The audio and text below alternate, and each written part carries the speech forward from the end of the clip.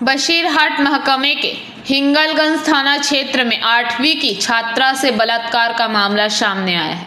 आरोपी को POCSO act के तहत गिरफ्तार किया गया। सोमवार दोपहर को यह घटना उस समय घटी जब 13 वर्षीय नाबालिग लड़की अपने माता पिता की अनुपस्थिति में घर पर अकेली थी। बताया जा रहा है कि इस दौरान पड़ोसी 23 वर्षीय युवक घर में घुस आया और नाबालिग लड़की के साथ जबरन दुष्कर्म किया। धीरे धीरे उसकी शारीरिक स्थिति बिगड़ने लगी।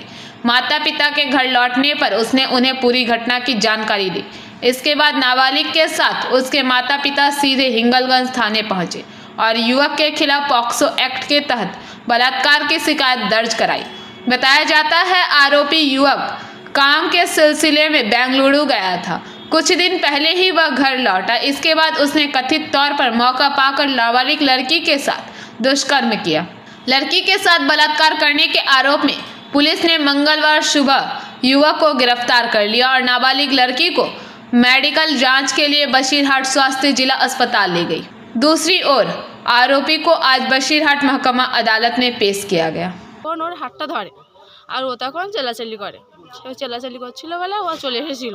আর তার পরপরই মেয়ের বাবা গিয়েছে, গেলে মেয়ের বাবার সঙ্গে কান্নাকাটি করেছে, কি বলেছে। তারপরে মেয়ের বাবা আমাদের বাড়ি এসেছে, বলেছে আমার শ্বশুরমশাই বলেছে যে আমাদের স্বামীর গার্জিয়ান আমি সব কিছু একটা ব্যবস্থা করব বলে দিয়েছে যখন। তারপর মেয়ের বাবা চলে গেল, গিয়ে একটা সামান্য বিষয় মিথ্যা অপরাধে ছেলেটাকে কাকা শ্বশুরের মেয়ে বা ও ঘরে রান্না করছিল, বাড়ি ওকে একা পেয়ে রেপ করেছে, করে ও বেরিয়ে গেছে। এখন সবাই জানাজানি হওয়ার সূত্রে সে বলছে যে আমি রেপ করিনি, কিন্তু সেটা প্রচার হয়ে গেছে। ও ওই বিড়ে খাবে বলে ওর বাবা মাছ কিনতে গিয়েছিল, মাছ বেচতে গিয়েছিল, আর ও মাছ কিনবে বলে ওদের বাড়ি গিয়েছিল। এবারে বাবা নিয়ে চলে গেছে, মাছ নেই। তাহলে একটু বিড়ে খাবো, একটু গ্যাস লাইট দে না, তো দেয়নি।